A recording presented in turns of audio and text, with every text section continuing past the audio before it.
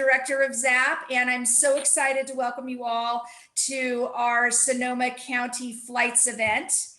We are in for a treat today. We have got 3 amazing vineyards, 3 amazing winemakers, and we are going to be running the program with a wonderful moderator, Virginie Boone, who I will properly introduce in just a moment. I wanted to share with you that this is part of our series of Legendary Zinfandel Vineyards that we have been undertaking now for over a year. And for many of you who joined us at the Meet the Maker sessions at Zinx, you know that we have many wonderful vineyards to celebrate, and we've been going around the state looking at all the ways that terroir influences Zinfandel and how special these single vineyards are to the world of Zinfandel. And so, as I say, you are in for a treat today with these wines. Before we begin, I would like to take a moment to thank the people who made this event possible. First of all, the ZAP staff, Glenda, Leah in particular, thank you. Robert Larson, shout out to you. Shanable, shout out to you guys. These are all the folks that are behind the scenes making it possible for us to all enjoy this wonderful event today.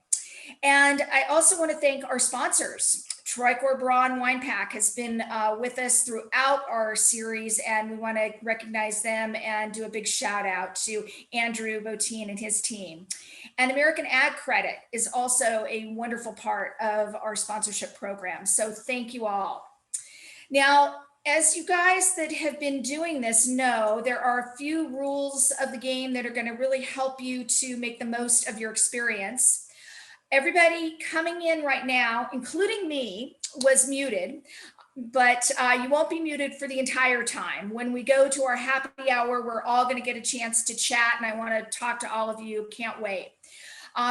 Being on video is not required, but we'd love to see those faces and see what you guys are doing in your homes. And we're going to be presenting this in speaker view, which is in the upper right corner of your screen. So you want to, again, take that to best advantage.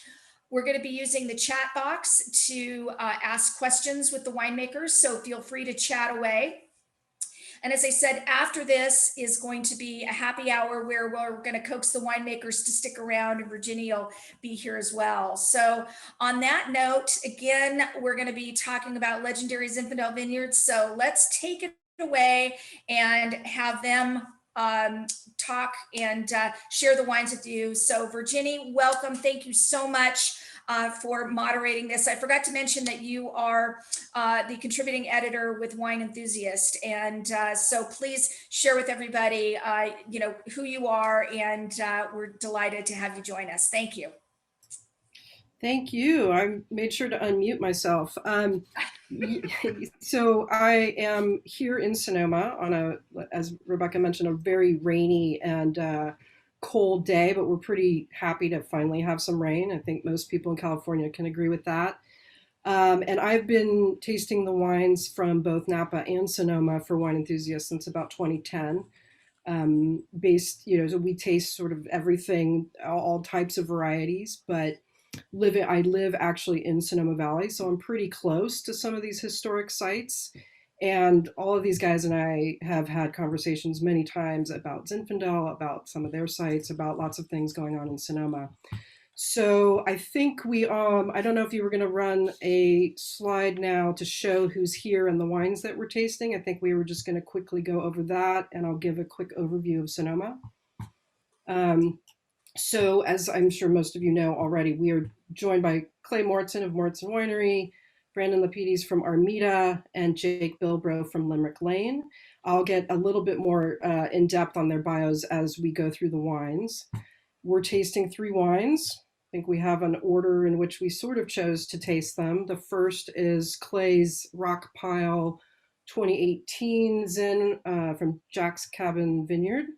The second one we'll taste is Brandon's Armida 2018 from Maple Vineyards in Dry Creek. And third, we'll taste Jake's Limerick Lane 2019, actually, Russian River Valley. So I think you have a map. So we're loosely going north to south, if you can see here, and highest elevation to sort of lower elevation. Also, I think the first two were 2018, so we decided we'd start with those and do the 2019 last. But hopefully that will be a good order for everybody. So quickly, just Zin and Sonoma County. I mean, first off, we're a pretty big place. We're over 1 million acres in size with 76 miles of coastline. That nearness to the Pacific Ocean, of course, plays a huge part in Sonoma's wide range of microclimates, the diurnal shifts, and soil diversity, allowing it to grow a wide range of grapes. That said, only 6% of Sonoma is planted to wine grapes, which is why we love it. It has so much other open space and hiking, biking terrain and places to live. But those grapes account for 71% of the total agricultural crop value here, and the wine industry for about 40% of total GDP. So growing grapes and making wine is crucial for Sonoma. As many of you know, other crops are grown here as well, from apples to dairy. So while Zin is the county's most historic grape, and we'll get into that with some of these vineyard discussions, it's nowhere near the most planted. Chardonnay is number one at nearly 16,000 acres, with Pinot not far behind. Then there's Cabernet. Zinfandel is down the list, counting for about 5,000 acres in all.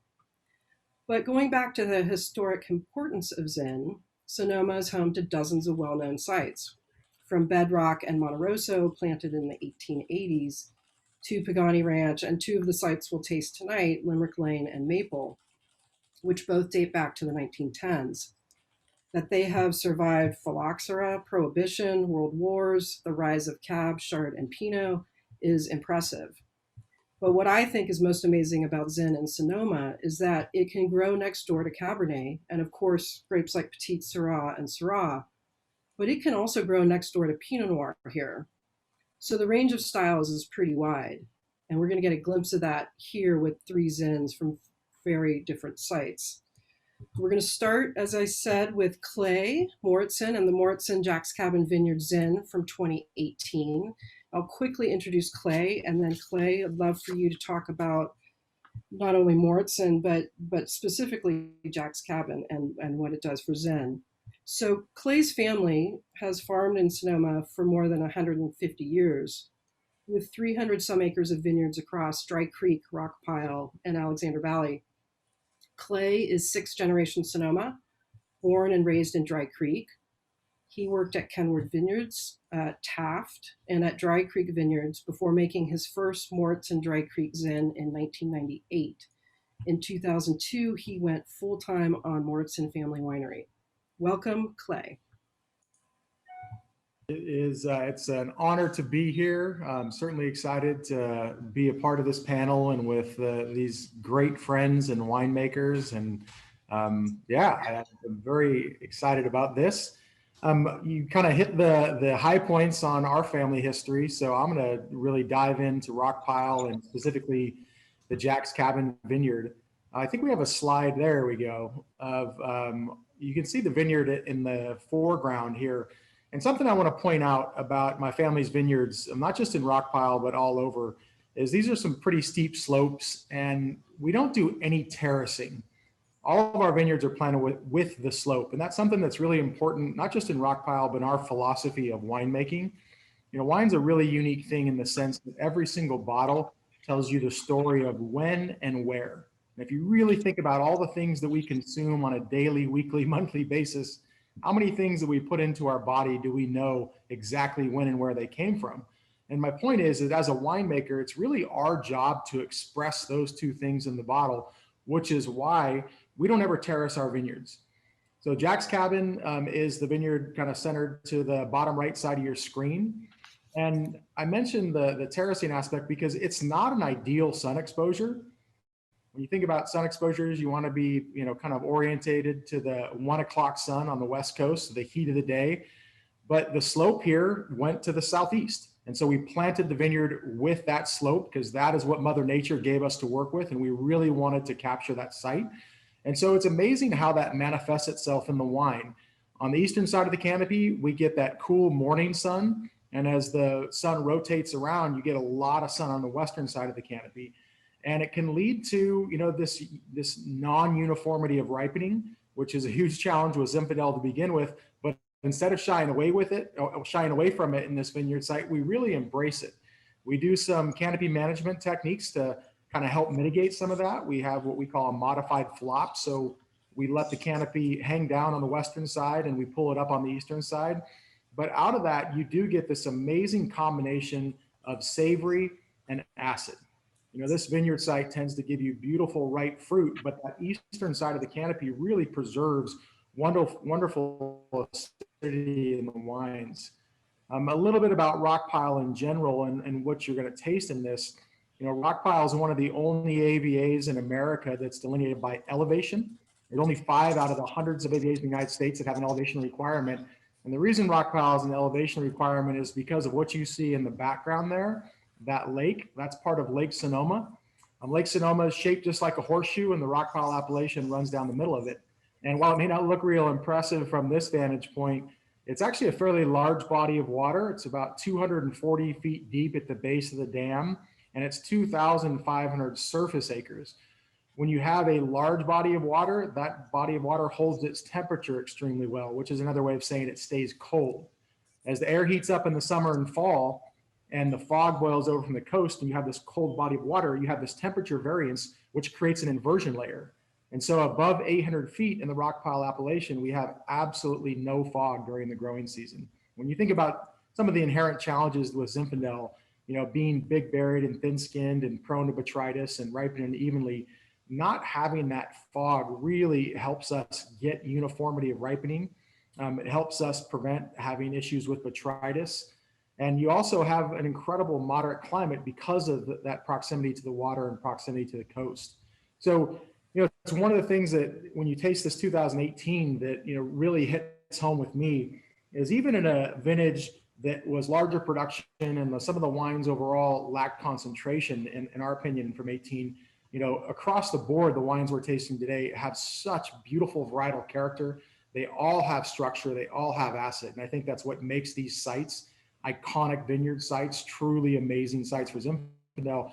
But the rock pile to me is a little bit different because it has a rusticity. When you get up here in these elevations, you have a very different tannin profile. And we always say, I could talk for days about, the inversion layer, the lack of fog, the cooler climate. Well, how does that translate in the glass? To me, with rock pile, we have the ability to pick grapes at relatively lower bricks. We get physiologic and phenolic development at relatively lower bricks. And the thing about bricks and acid is it's a converse relationship. The lower we can pick our sugars at, the higher our acids are. And so you have these wonderful rustic flavors in this wine. There's all the fruit and spice we love about Zinfandel, but you get more of the minerality. You certainly get the broad tannins, and it's not very often that we get to talk about tannin and acid in the same sentence, especially from, a domestic wine. So Virginie, that's my 10,000 foot view of rock pile, or I should say 950 foot view of rock pile. But what questions do you have, or where can I expand? Well, you touched on a little bit of what I was going to ask you, but I was thinking about just the elevation, 950 feet high. And then I think it says in your notes, it's a 15-degree slope. And as you pointed out, not terraced. You've also said that it's the least stressed of your blocks. Yes. Why is that? So the site where this vineyard is planted, well, I'm back up for a second. The Rogers Creek earthquake fault, which is one of the most active earthquake faults in North America, runs right through the middle of our property. And somewhere about 250,000 years ago, there was a fairly large movement on that fault line, and part of the hill slipped out. And where it settled is what is now our Jack's Cabin Vineyard. So that answers the question, why do we have less slope? Because it was a massive movement of dirt and landslide, if you will, but not from water, from volcanic activity or from tectonic activity.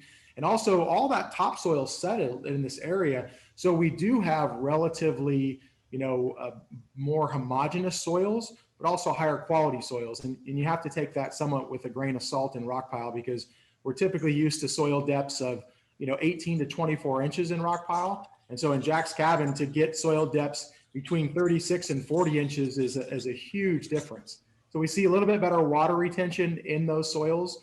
This vineyard has been dry farmed, for the last, 14 years. So any, plant needs water to survive when it's young. Even the oldest dry farm vineyards in California had water in those early years.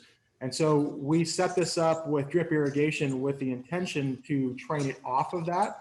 And so it's been dry farm for the last 14 years, I believe, because we do have a little bit better water retention in those soils, and we want those vines to express themselves in the soil that they're in. And so do you get more coolness from Lake Sonoma than the Pacific Ocean, or do they work together? They work together. As the crow flies, rock pile is only about 11 and a half miles from the ocean. So certainly not what we would call a coastal climate, but we do have a more moderate climate because of that. The lake is an unbelievable insulation blanket. Like I said, you have 2,500 surface acres and 240 feet depth of water. It is an extremely cold body of water. So that really moderates the temperature. So I think having those two, factors at play gives us a really unique growing environment. But what do you see differently from Lake Sonoma when it's low? I mean, in dry years when Lake Sonoma is not as big as what you just described, do you see an effect?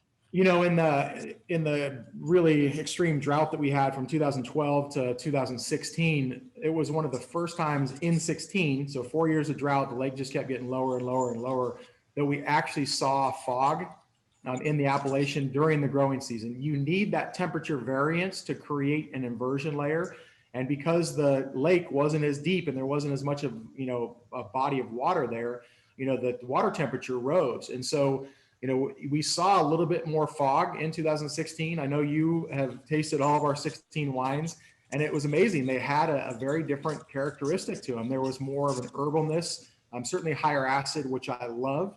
But I mean, that's terroir, right? I mean, that's why we put a date on it. They're not all supposed to taste the same. Yeah, definitely for sure. So I have kind of a bigger picture question for you, which is, being the first in your family to become not only a grape grower, but a winemaker, is making Mauritson and the Rockpile wines an important way to keep grapes like Zin in the ground? Without a doubt. There's a lot of buzzwords in the industry these days, like biodynamic and organic and sustainable. And to me, there's nothing in the world more sustainable than being able to make a living off the same piece of land for 7 generations, 152 years. And the reality is as independent farmers, it's only getting more and more difficult to do that. So for us, you can essentially say it's vertical integration, taking these incredible grapes that we farm, and instead of relying on somebody else's ability to make great wine from them and market those grapes, we've taken that all in-house. And so we control our own destiny to a greater extent. I mean, there's still a lot of things that are out of our control, but I think this gives us just a higher probability of being in this industry in 6 more generations. And that is without a doubt our family goal. We never look at things on 5 and 10-year business models. We look at our business from a generational standpoint, because our goal is to make something to pass down to the next generation, not to build something to sell it. So I do welcome everybody to ask questions in the chat if you have specific questions or thoughts about Mauritson or this specific wine. But I did have another question, which was, have you seen any evidence that Jack's cabin is haunted? I will have to do a fun giveaway for anyone that can answer what a girdler is. So I'm not going to give it away, but the area known as Jack's Cabin, there was a gentleman that lived there in the 1850s and then continued to stay on after we homesteaded the property. But he was a girdler. He cleared land for sheep and cattle grazing. And there's a lot of great stories about Jack, some maybe not so great. Apparently he was the best moonshiner in the area. He would disappear for months at a time on a bender. But there's also stories that they caught someone stealing sheep. And like you did back in those days, you strung them up. There was no court, no jury of your peers. They hung them.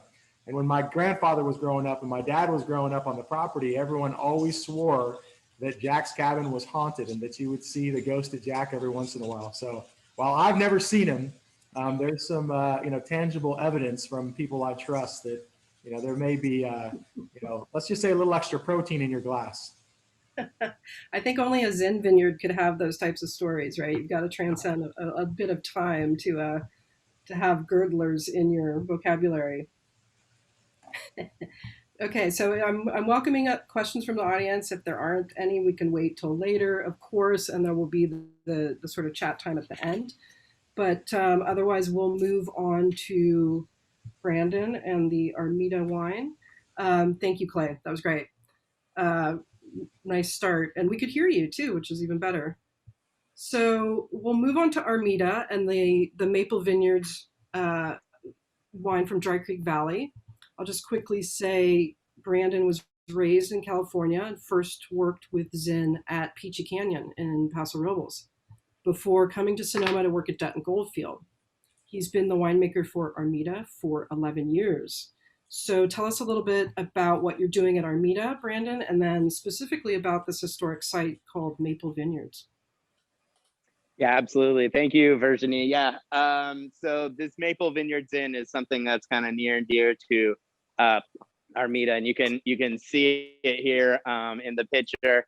No elevation to this, as far as there's no elevation change. Everything on the vineyard is about as flat as can be.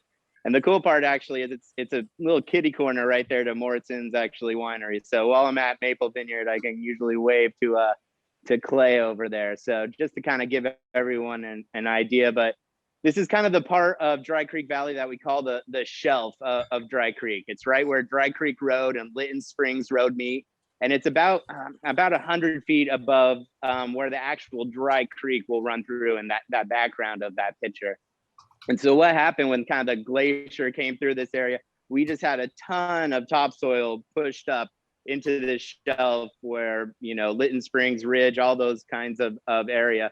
And so what that created was like this really rich topsoil, but it's also very sandy there. And so you'll actually get incredible drainage. So even on a day like today where it's, pouring down, it wouldn't be muddy out there. You wouldn't have any dirt really sticking to your shoes. And because of that sand, it really allows all that water to drain all the way down. And you'll find that these roots keep searching and searching for this water about 40 feet, sometimes deep. So they're all dry farmed. There's zero irrigation set up to them. So whatever rain we do get at this time is all they'll use for the whole year. And that's kind of the key to it, because around July and August, the vineyard will run out of water in its water table. It will begin to really stress these old vines, and it actually kind of tricks the vines into believing that they might perish this next year. And that kind of causes them to focus a little bit more energy onto their next generation, their seeds. And fortunately, those seeds are surrounded by the grapes and the grape skin. And that actually is going to give us a little bit more concentration of color, flavors throughout this when you have a dry farmed Zinfandel. So 26 acres in this whole vineyard. And the kind of great part about this is that we're fortunate enough for the past 22 years to get this fruit, but we also get about 60% of the vineyard to make this single vineyard. So I'll get close to about 60 tons of Zinfandel, but only need to bottle about, let's say, 10 to 15 tons worth into the single vineyard. So what I like to do, because the rest of those grapes will go into just our regular Dry Creek blend, is really try to create balance out in the vineyard. So instead of picking all those 60 tons of grapes all in 1 or 2 days, I'll try and spread the picking out over about 2, almost 3 week period. Try and ferment the grapes in different size tanks, sometimes even using open top tanks like that you would normally ferment Pinot Noir in. And then when I go down to barrel with the wine, I'll also use a variation of oak barrels. So American oak, Hungarian oak, French oak barrels. So I really try and kind of not go in with a set recipe each year on this Maple Vineyards, and try and see which block and at what time of picking ended up kind of expressing the most of the vineyard. So even though this is a single vineyard wine, it's actually the wine that I have the most blending capabilities with. So it's very, I'd say, intriguing, the fact that I'm able to kind of make like a fairly consistent single vineyard year after year. And I would say kind of the hallmarks of this wine is the acidity. So even though we're getting a lot of those really warm days during summer and especially during August, we'll see a lot of the sugar rising, but we won't see that acidity drop to it. And so I feel like that's kind of the key to maple vineyards. You end up with this incredible, real kind of cranberry, raspberry, real kind of succulent acidity to it that really kind of balances out the kind of opulent like fruitiness that you'll get from Dry Creek Zin. So also a little bit of Petit Syrah kind of interplanted. So you'll probably get about, it's kind of hard to quantify, but I'd say about 5% is just co-fermented and thrown in there as well. So my understanding is that the oldest block of the vineyard goes back to 1910, and that's what is called Tina's block. And all of those vines are head trained, of course. What do you know about how the vineyard was replanted sort of over time by Tom and Tina Maple? Yeah, correct. So yeah, so the oldest block, the oldest 2 acres was planted in 1910, but the rest of the 26 acres didn't start again until the 1930s when you had the end of Prohibition come along. So with Prohibition, which actually decimated about 75% of the vineyards in Sonoma County because farmers had to find another means of making money. And due to that, they didn't want to invest anymore, you know, after that 1910. So I figure that front 2 acres was actually kind of their home winemaking. But I would say that the average age of the rest of the vines of Maple Vineyard is somewhere between 90 and 95. When Tom and Tina Maple took over the vineyard, they just began to interplant whenever they had any dead vines, but there was never like a decimation of a block and a replanting ever. So it's really been kind of their care to really make sure that kind of the land is as it was when they got there. And then I think I've read that David Raffinelli now manages the farm. Is that correct? That's correct. Yeah. So about 5 years ago, Dave Raffinelli came in, and I believe it's actually his daughters, Shelly and Stacy, that are managing it now. When I go out there and it is a harvest day, Dave is out there every morning, 6 a.m. So he's still has that Italian blood in him, and he will kind of always be out there. But it's really great to work with Shelly and Stacy. Just once again, anytime you can work with a 4th or 5th generation farmer, you welcome their expertise, and I definitely welcome their expertise as far as that goes. So I believe that they're also taking a little bit of grapes to go into their Dry Creek Valley Zinfandel, and Maple also will sell to Dutcher Crossing and Lambert Bridge and Bella and Mazzacco. So they all also make a single vineyard, and it's actually really cool if you ever get the chance to be able to like compare those all side by side, because even with a single vineyard, the wines taste totally different based on the winemakers.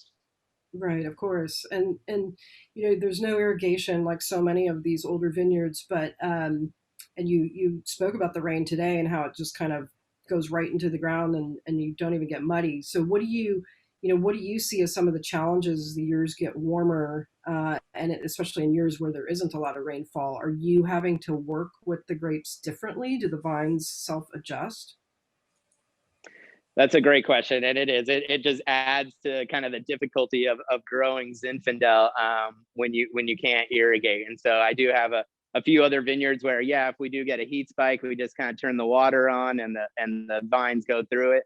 But yeah, you kind of, when you're at Maple Vineyard, you got to really kind of I don't know, adjust or almost like try and like forecast what's going to happen with the sugars based on the weather. So we really have to really gauge what's going to happen and try and kind of sample real diligently. I'll be out there almost every other day to really kind of judge what kind of spikes we're getting. But then on the other hand, I kind of, with the range of 2 weeks of picking, I will usually pick a little bit earlier. It'll actually give me kind of like a big sample of what the vineyard is and how it's going to react that year.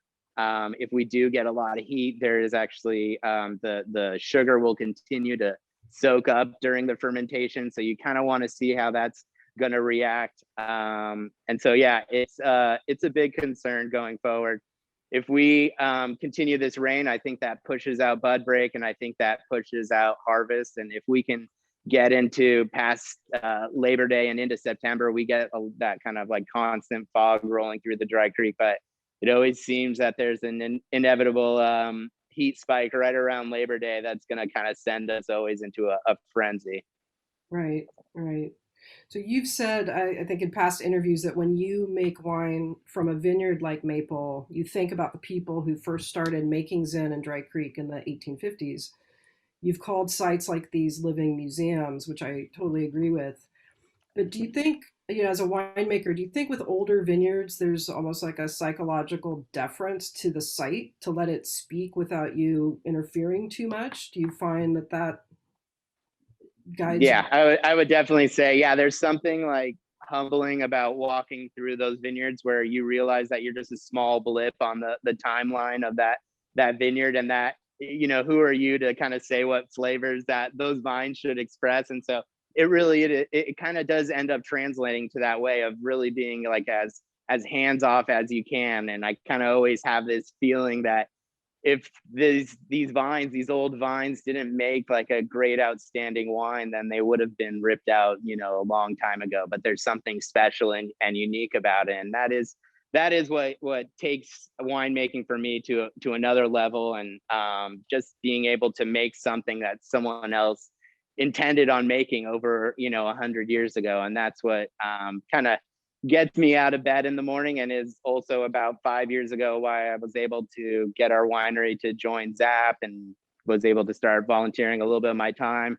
I'm now vice president of the board of directors for ZAP, and really trying to give the next generation the same opportunity that I was afforded. And the only way is by, participating in this and educating the public about really how special these vines are, and how pretty much Zinfandel selected California, and more specifically Sonoma County, over time.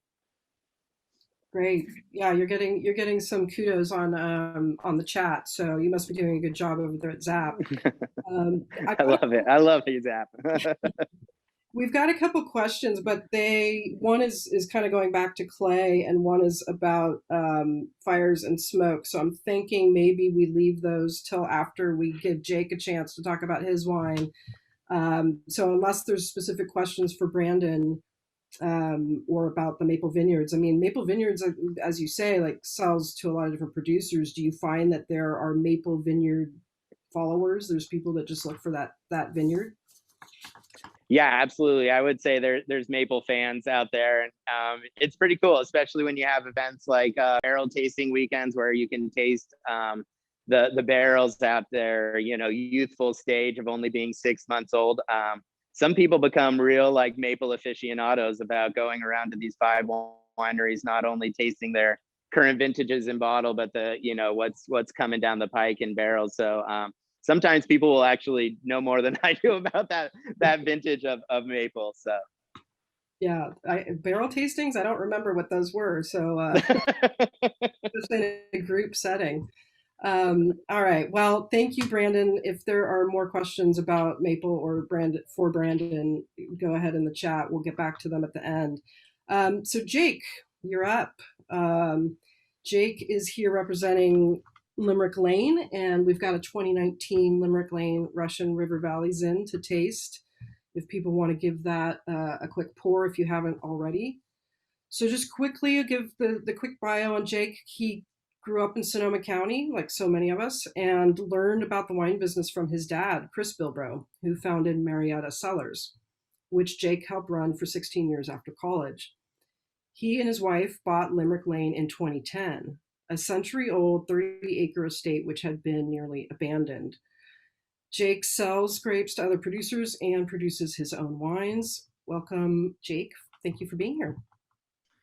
Thank you, Virginie. I appreciate it very much. And Brandon and Clay, it's always a pleasure. And thank you to ZAP and everyone else. Virginie, really quickly, I think it's really important to recognize you are not only a critic, but you're definitely an advocate for Sonoma County. And something that I greatly appreciate is that we separate, and I know that you have relationships with a lot of winemakers. When you have one hat on, you're doing your job of of appropriately critiquing wine, but it's amazing to have people like you in this role really advocating for all of us on all sides of this thing, because as you said, this whole county is dependent upon the wine industry, and I really, sometimes I don't think you get the credit that you deserve in that manner. So thank you for being a wonderful advocate and friend. Thank you. Yeah, Clay, I was going to tell you as well. It's interesting the differences between like generation and familial, the definition for you when you were saying that canopy management of the modified flop. In my family, if the words modified flop came out, it would be from my wife talking about my belly hanging over my belt these days. So, we all have our own definitions. It all works, but at least we're speaking the common language there. And Brandon, I was going to bring up with you. Not me. What's that? Brandon, I was just going to say, I love the fact that you have that relationship with the Raffinelli, something that I think speaks really strongly to Sonoma County. When I was little growing up, I was riding four-wheelers around Dry Creek Valley with Clay, but Stacy Raffinelli and I were on the same CYO basketball team because the pool was so small, it was co-ed, and growing up, we had this team that we would play for St. John's, and I still remember that Justin Meyer from Silver Oak was the referee of most of our games, and that was how he would kind of participate in the community too. And there's something very historic about not only these vineyards that we're discussing, but I think also the people that surround them. So Limerick Lane is a 30-acre estate in the northeast corner of the Russian River appellation, originally planted in 1910. And I love this conversation and comparison that we're looking at here, because we're moving elevation-wise, we're moving highest elevation to lowest. We're also moving west to east. There's just so many different factors that weigh into this. The stronger comparison here, I'll talk about Rockpile in particular, because we are probably the most polar opposite. But one of the things that's interesting is that it's almost two different pathways to get to a very similar point, where Rockpile has very little to no fog, as Clay said. We have a tremendous amount of fog, being in the Russian River appellation and being close to the river. And, as most people know, we are surrounded predominantly by Pinot Noir and Chardonnay. And that is one way that we are able to achieve ripeness while retaining acidity, while retaining a freshness and whatnot. Whereas Clay, having no fog, but being at a higher elevation and with that amazing influence of Lake Sonoma, it's a whole nother way. And one of the things that I love about Sonoma County is, there's no two ways that are the same to get to an endpoint. And then you can look at Maple Vineyard and what Brandon's working with, and it almost kind of splits the difference between us, but brings all of its own factors into it. And I really, really believe strongly that that's the beauty of these heritage vineyards and heritage sites and regions. At Limerick Lane, the vineyard was planted in 1910. If you look at the picture there, I think what really sums up Limerick Lane is that there are 100-year-old vines that are dry farmed. And if you look right to the bottom of that picture, about 2 feet down, there's an incredible layer of rock. And so we have an interesting mixture of, clay and stone, and those two kind of polar opposites combined. The soil really retains water, but it is broken up enough by the rock to where it allows the roots to really work themselves deep. And I think that Limerick Lane certainly has a pretty strong signature profile. This is not just estate fruit for us. The two other major components in this wine are the Carlisle vineyard, which I think a lot of us, especially in the Zap world, know Mike Officer in Carlisle. And the other major component in this is the Banfield vineyard, which is way out in west Valley. And as many people know, it was originally part of the Martinelli family and directly adjacent to the Jackass Hill vineyard, and it was planted in the 1880s. So while this is not a specific vineyard designate like the other two wines that we've tried, it is 3 specific vineyards, all of which are very old and I think very storied. Virginie, how are you doing today? Would you like me to ask you a few questions? I had a question for you that actually is a good follow-up to what you just said, because I did note that that Limerick Lane had Banfield, and I think it also had Ponzo, correct? So, Yes. so you've got some other important historic sites in there, but I'm wondering what do those contribute differently than when you just do Limerick Lane on its own? Great question. So one thing that we've talked about a lot here is, and I think deserves every bit of conversation, is the difficulties of farming Zinfandel. Zinfandel is a very finicky grape. It's sold off in head train, so you're going to have a lot of variety within each individual vine in terms of ripeness, sun exposure, etc. And then on top of that, it's a very thin-skinned variety, and so there are issues with fog. And so as we work out to Banfield, which is again a very, very coastal site by comparison, every shoulder is thinned. Everything that we do, we make sure that those clusters are hanging loosely and clearly because of the fog influence. As we continue to work our way east, the fog is still an influence, but less of an issue. And so by the time you get to Limerick Lane, where we are, we also have that fog influence, which is very central to the grapes that we grow, but it's not something that's going to really be cause for rot as it would be, farther west that you go. Mm-hmm. But in the same sense, I would also add something beautiful about all of the vineyards and wines that we're trying today. There's a beauty in old vines, and they catch their stride, and they really enter into their own pace. And so even at Banfield, we always make sure to minimize shoulders in case, so that you don't have clusters on top of each other. We always make sure that there aren't two clusters sitting on top of each other, because that's an obvious one. But at the same time, these vines self-manage. They've been around for 100 years. They've kind of figured it out on their own. And as you said earlier with Brandon, the more you stay out of the way, I often find the more that the vineyard really speaks. Mm-hmm.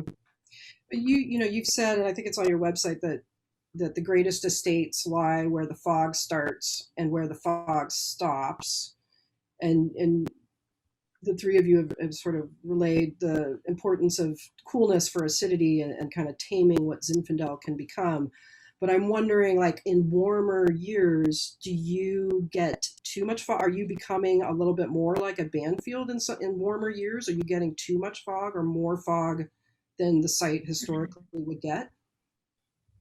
Good question. No, I don't see that. I mean, one aspect of where we are in terms of warmth, where the Limerick Lane estates sits in the Russian River appellation, we're actually dual appellation with Chalk Hill.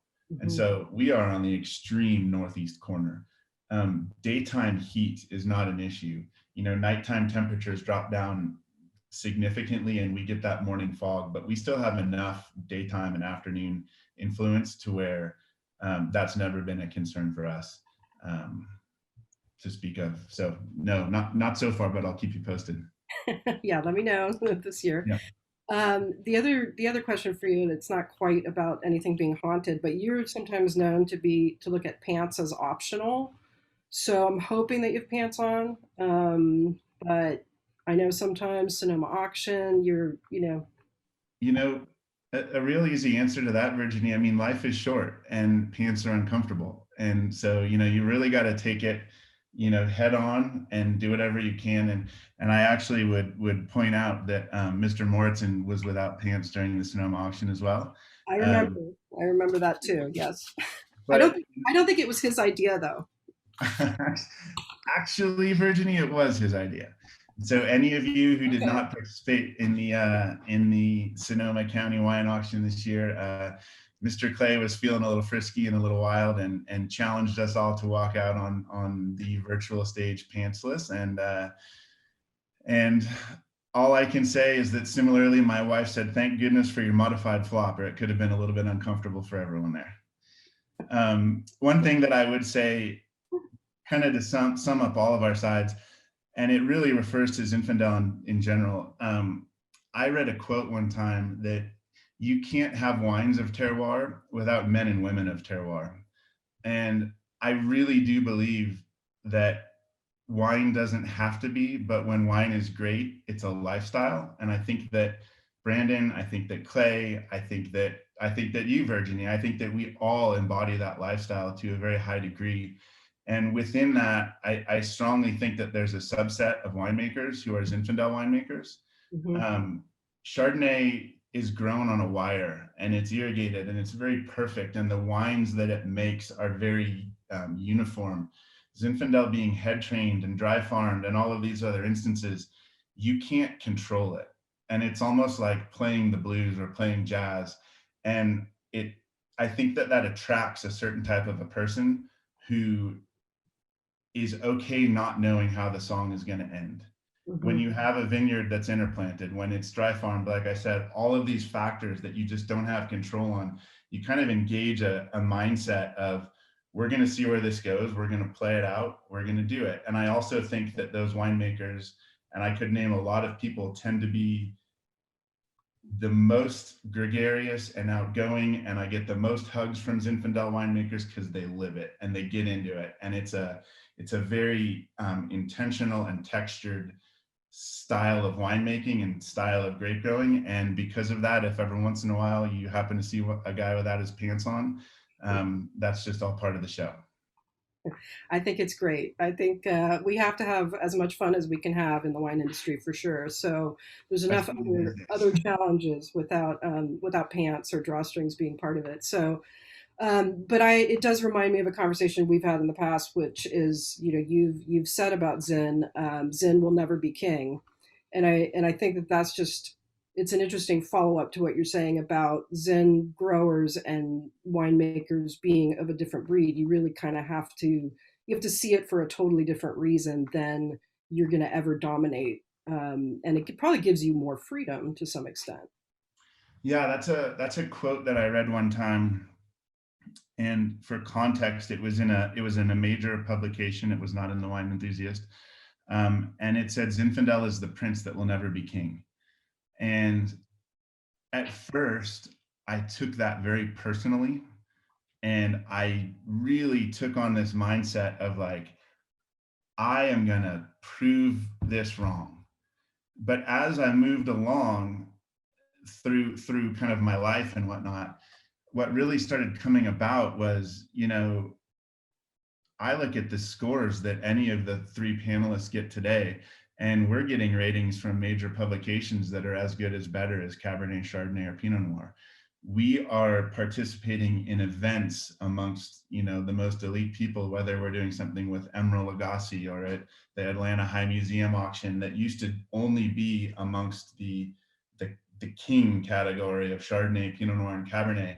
And where I ended up settling, which was a place that I found very comforting, was, Zinfandel may not be the king, but we're definitely the prince, and the prince is still royalty.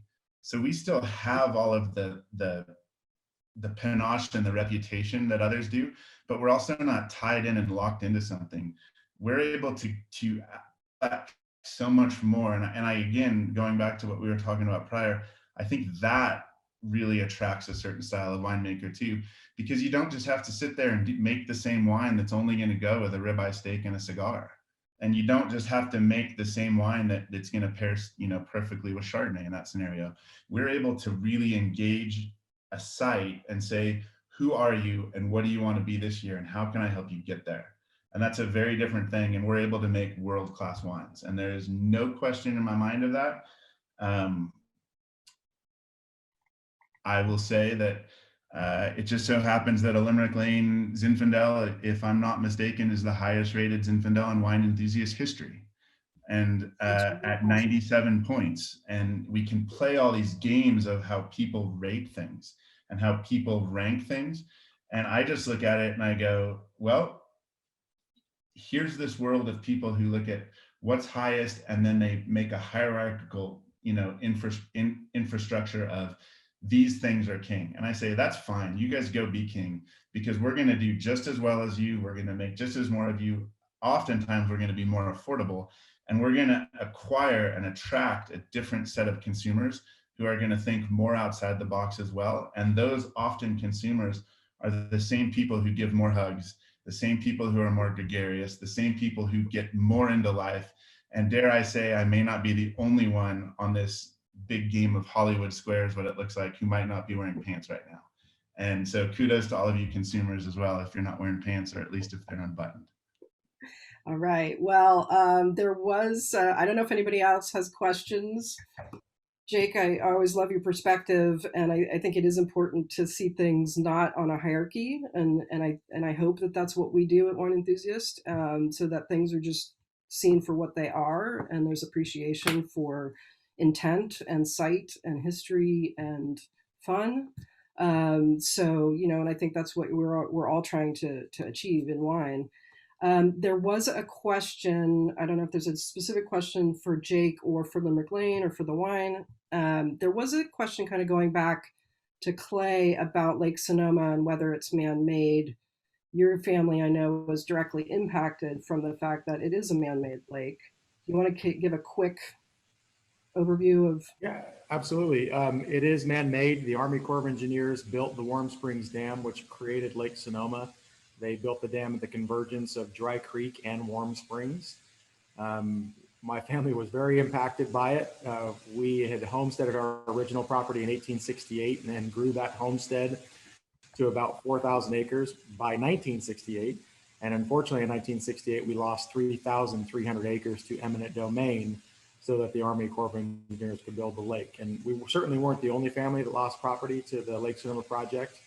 There was quite a few local farming families that lost land, and you know, most of them I kind of threw their hands in the air and said, I'm moving to town and getting a 9 to 5, but all my family ever knew was farming, so we just forged ahead.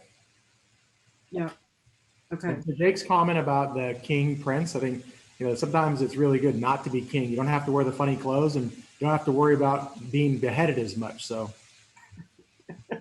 Yeah, I think you're right. And both good things. So I have two questions I could ask. I could start with the question about smoke and fires, or we could talk about food and what you all like to eat with these wines. We could, you know, talk about the smoke and fires very quickly. I think there was just a question about how much tonnage you were each able to bring in. And I'm assuming in 2020. If anybody wants to go there, or if it's too painful, we can just have a group virtual hug. I'll jump in because I think there's some really great stories that come out of these challenging times. In 17 and 19, the fires were centered south and east of us, so we were completely unaffected. And in 2020, Dry Creek was kind of the epicenter of the fires. The northern part of the Wallbridge fire started about 400 yards from our rock pile property. So long story short, we had a lot of smoke damage. We lost about 70% of our red crop to smoke damage. But, you know, there are, as I said, so many great stories out of it. You know, not all of Sonoma County was affected by smoke. Some areas were completely unaffected. So the first thing I did after the fire started is I got on the phone and called my buddy Jake and said, hey, do you have any extra grapes this year? Because that eastern side of Russian River just did not see the smoke that we saw in Dry Creek in places. And so those are the amazing stories. I mean, we could not be more proud to make our first ever, Zinfandel from Limerick Lane grapes in 2020. And there's just such an amazing story about it. And not only is the wine absolutely spectacular, Jake and I were just talking about that the other day, but the story behind it. I mean, that's the hugging aspect of Zinfandel, right? And I think the one thing to note is that you can't paint the entire county of Sonoma with the same brush. Dry Creek was severely affected by smoke, but there were areas that were unaffected. So yeah, and it's the value, I think, of both diversity of grapes, but also diversity of within the region. I mean, there's so many different perspectives and aspects and nooks and crannies and valleys and hillsides and benchlands that there's no way the whole area is going to be affected the same. And so I think that is important for people to understand. Jake or I would say we were definitely affected here in Dry Creek. Our winery right on West Side Road. I think we ended up about 2 miles away from the Wallbridge fire. And so it was just this tricky situation where we just didn't have enough information as winemakers and growers kind of going into this. And we still don't. There's still so many unknowns about these wines. So there were some wines that I wasn't able to make this year, and some wines that needed to be destroyed, etc.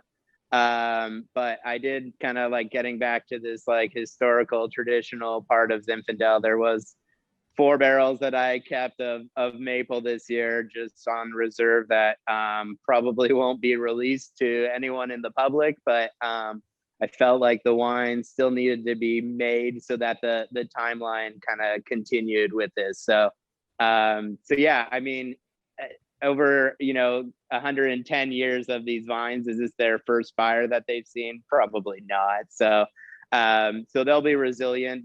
They'll come back, but to be honest, it puts a little bit of pressure on 21 for us to make sure that this is like a stellar year. Yeah. And Jake, you can talk about it specifically if you want, or we could talk about food. Yeah, we were incredibly lucky and incredibly fortunate.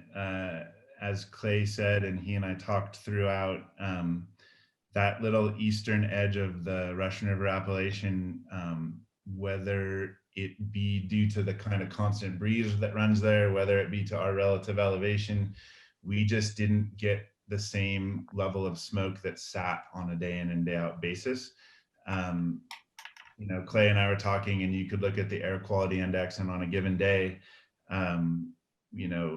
the percentages in Dry Creek Valley and Rock Pile were like 4 times higher to where we were. And so we did not harvest our Petit Syrah. It was completely smoke tainted. But for some reason, I will say that Zinfandel behaved differently, and where we were able to harvest all of our Zin. And yes, when speaking to the larger issue of that type of winemaker and the type of terroir and the type of people, and I'm certainly not speaking about myself because I know it would have gone the other way with Clay or Brandon. When Clay, being 400 yards from the fire, was short on Zinfandel, yes, we certainly were going to jump to help that, especially when my 3 children are the same age and same sex as his 3 children. And when they've known each other since birth, that's just not a question. I think that again is a reflection of how Sonoma County works. And so I'm grateful, and we were fortunate to have picked our vintage. We have 3/4 of an acre of Petit Syrah, so I'm not going to complain about that. And to this point, we are still looking at somehow having squeaked through everything, which I'm again kind of very grateful for, and equally empathetic, and wish that everyone else were in the same situation. Right. Well, I think we've reached the time when I am supposed to say my thank yous to the 3 of you, certainly for these wines, for making these wines, for making them available for this discussion, but also just for your openness, your historical viewpoint, your fun, your accessibility, your way of looking at wine in Sonoma County that make it what it is. So thank you to all of you. Thank you to everybody for coming. I do believe Rebecca now has a few words before it becomes a crazy virtual party of some sort and more questions can happen. But I'll pass it off to Rebecca. Thank you. Virginie, I just want to thank you. What a great hour. I cannot believe how fast this ran by.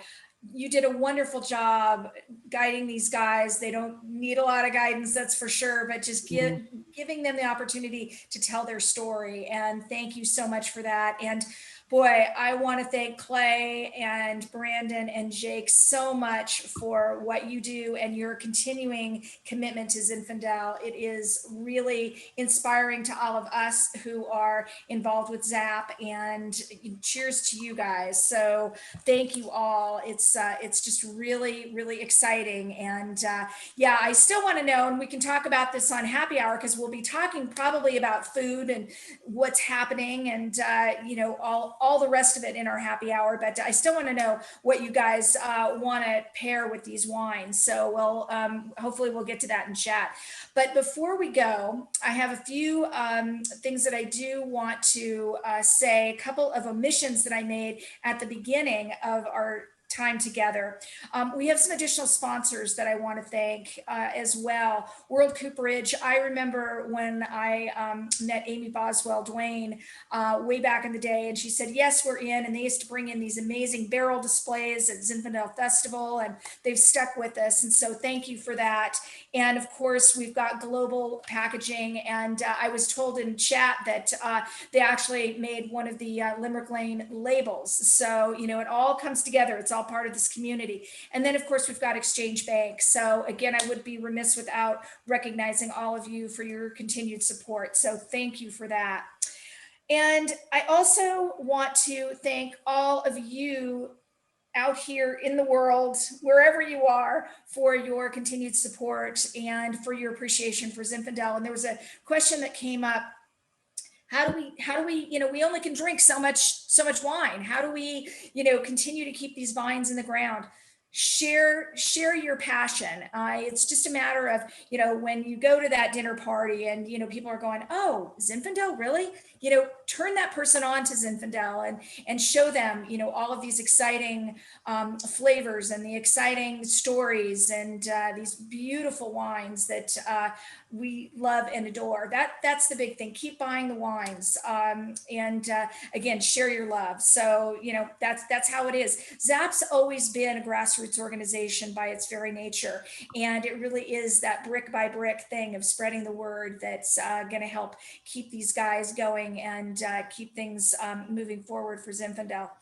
So let's see, what else do I have for you? I have a couple of other things that I need to mention. One, our next virtual flight, if you haven't already booked it, it's sold out.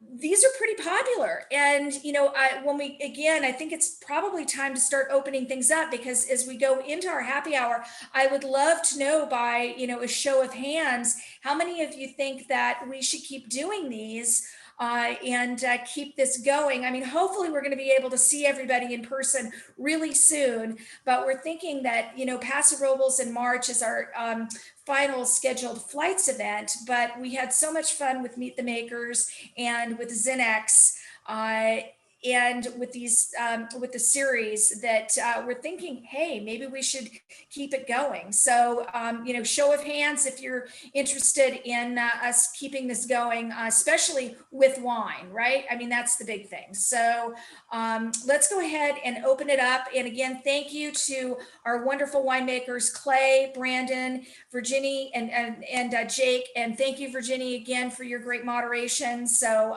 we love it. All right, and, let us know. Let's begin just as we're kind of opening it up. Brandon, I want to know. Here we go. Uh-oh. All right. Yeah, now that we open it up, Brandon, what are you going to have for dinner tonight with that Zinfandel in your glass?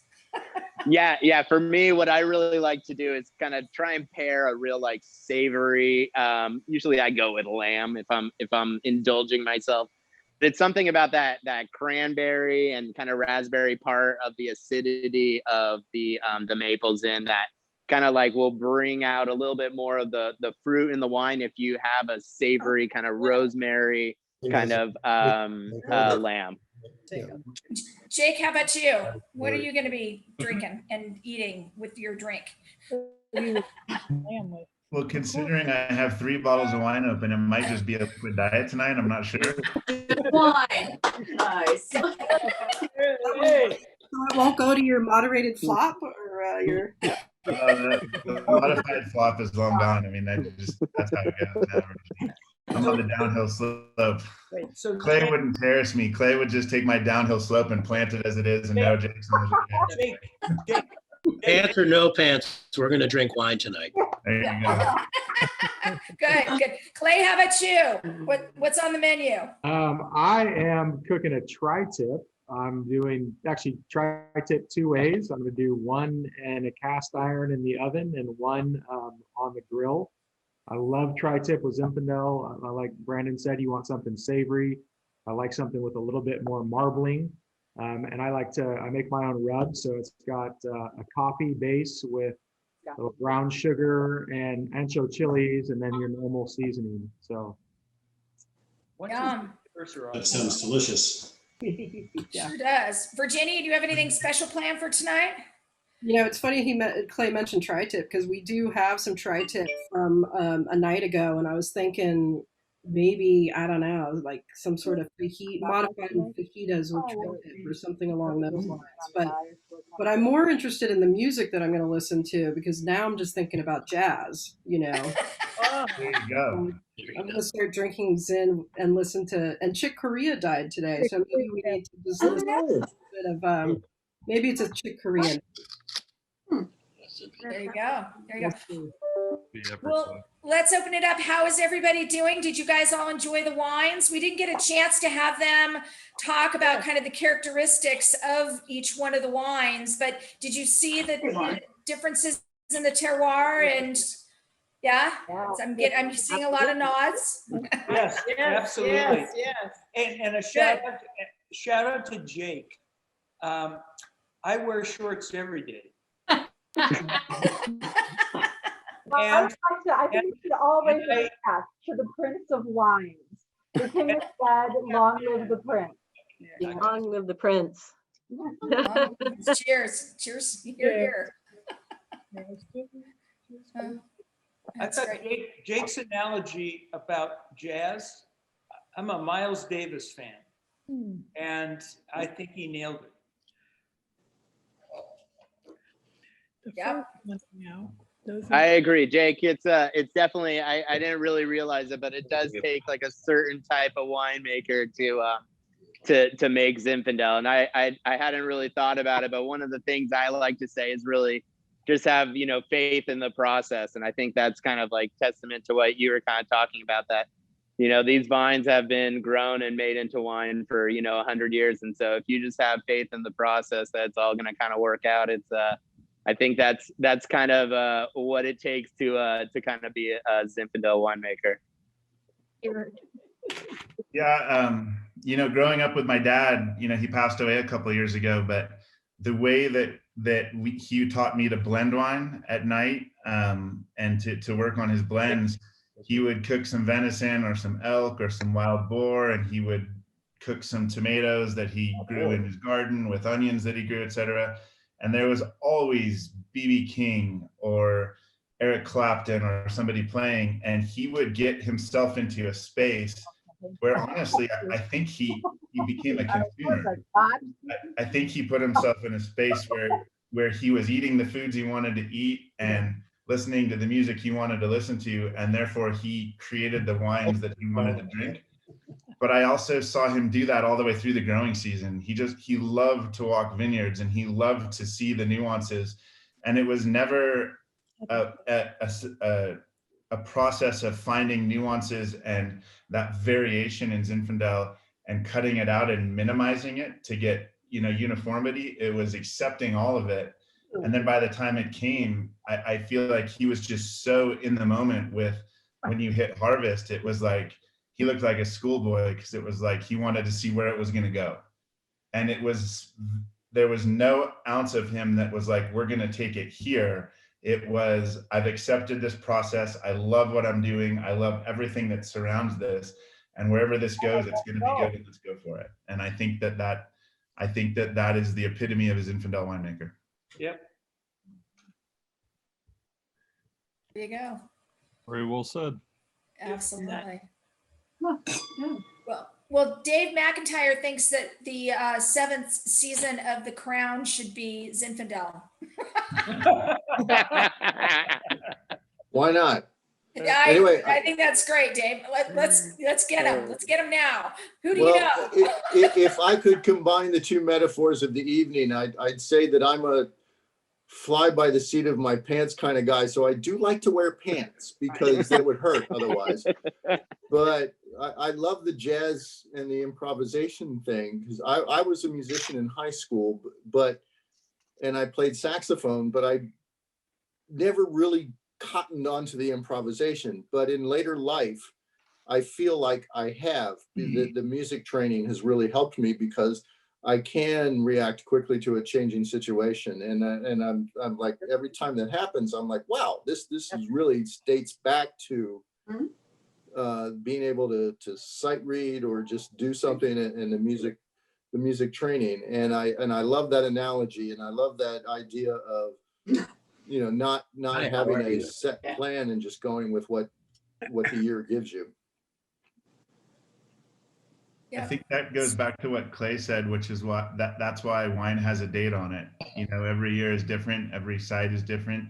And in the case of Zinfandel in particular, I think that it probably as well, if not better than just about any other varietal, fully encompasses the vintage and the site. And as winemakers, I think it's our role to fully engage in that moment and accept that and do our jobs, because then what we all get to do as consumers is you're drinking history. I mean, it's a liquid account. It's a liquid account of a time and a place. And there's so few things in our life that really can reflect that now. And it's not our job to make them flawless. The flaws or the blemishes are what make them beautiful. And I don't mean that there's flawed wines. I mean, Marilyn Monroe's mole is what made her stand out. And sometimes the high pH or the tannin structure or the all of the different things that happen in Zinfandel, because you're not controlling it, are what make them charming.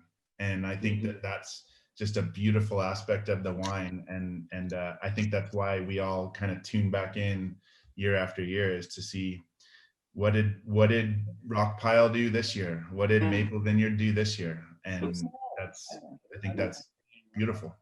I'm done. Hey guys, for those of you who I just am wondering, the three winemakers, are you open for tasting at this time? And if so, by appointment, how do people come visit you? I know they'll be searching out for your wines, but what's going on there tasting room wise?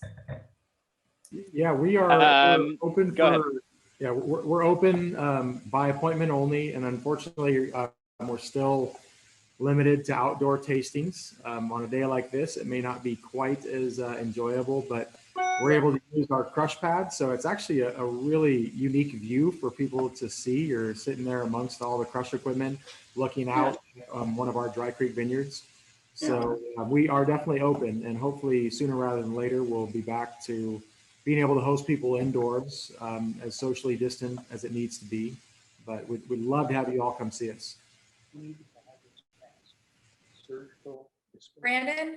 Yeah, we're open outside as well at Armida. I gotta say it's same with Clay. We have a couple umbrellas outside, but if it's really raining out there, it's a little bit difficult to maybe enjoy the ambiance. But we do have 14 acres here that has a beautiful view. We're in the southern part of Dry Creek, so you're actually looking towards the Russian River, and Jake kind of headed that way. So but yeah, you can go to armida.com and make a reservation anytime. We're open 11 to 5 every day in Healdsburg. And then we also, if anyone is ever down in the Santa Cruz area, we do have another satellite tasting room in the Capitola Beach Village there. So if you're ever down beaching it, we do have some wines in that area too, in the tasting room, and that's open as well. Jake, what's happening at Limerick Lane? We are open by appointment as well, and would love to see everyone. And we taste out back next to the 100-year-old vines, and it's if any of you have been there, it's fairly similar to us as we usually are, and we'd certainly love to see people in a safe and healthy fashion. So we'd love to have you out. Pants optional in the tasting room, Jake? No shirt, no shoes, no pants, no service. No mask, no service. Yeah, Exactly. Masks are mandatory, pants are optional. As it should It's be. good you have your priorities straight. Yeah. And if you forgot your mask, just take your pants off and wrap them around your face, and we're all good. I'm gonna start a thing. I'm gonna definitely start a thing. But well, and we all talked about the rainy day today, but yesterday was gorgeous and sunny and totally clear. And so it can be a really nice time to be tasting here, and whether inside, outside, it doesn't, I mean, I personally would rather be outside because you're closer to the vines and you get to see the equipment sometimes, and it's just more the real experience. But we have some beautiful days even this time of year. Yep, well said. Well said. Well, folks, we're kind of closing in on it. What do you think? Shall we go off and have dinner or that final glass of wine for some of you Midwest, East Coast folks? I see some folks that are on East Coast time and yeah, in the Midwest. So hello, Maxine. How are you? You don't have Earl today. I do not. My mom is here with me. I know. That's so exciting. Hello, Mom. Hi. And she is loving all the wines. Thank you, gentlemen. You made us a wonderful evening. Oh, that's great. I have a Zinfandel braised shepherd's pie, short rib in the oven. So we're going to, Nice. yeah, we're You know, gonna, Yes. yeah, last time we did this, Maxine said that she and Earl were having pot roast. And my little brain went off and went, bing, bing, Dave, time to cook a pot roast. And he did a spectacular job. It was a John Ash recipe and it was really, really delicious. So yeah, shepherd's pie, man. I'm, got that one. But we're getting ready for crab for the weekend. And I will tell you, we will have a Zinfandel with crab because it'll have a little bit, going on. I'm a definite Zinfandel and sushi gal. So seafood and Zinfandel. Me too. And Valentine's Day, it's plenty of opportunity for beautiful Zin and some really spicy dishes. So. That's right. All right. Well, thank you all so much. I think we're gonna run for now, but it's great to see all of you. And yeah, we'll get to do this in another few weeks. And again, Virginia, thank you so much. You did a wonderful job. Jake, Brandon, Clay, you guys are rock stars. So yes, keep them going. Keep it going. That's right. You guys, yeah, stay well. Absolutely. Thank you, everyone. Thanks so much. Clay and Jake. Good night. Bye. Bye, guys. Bye. Good job. Great job. Thank Thank you. you. That's fun. Yeah, wasn't that awesome?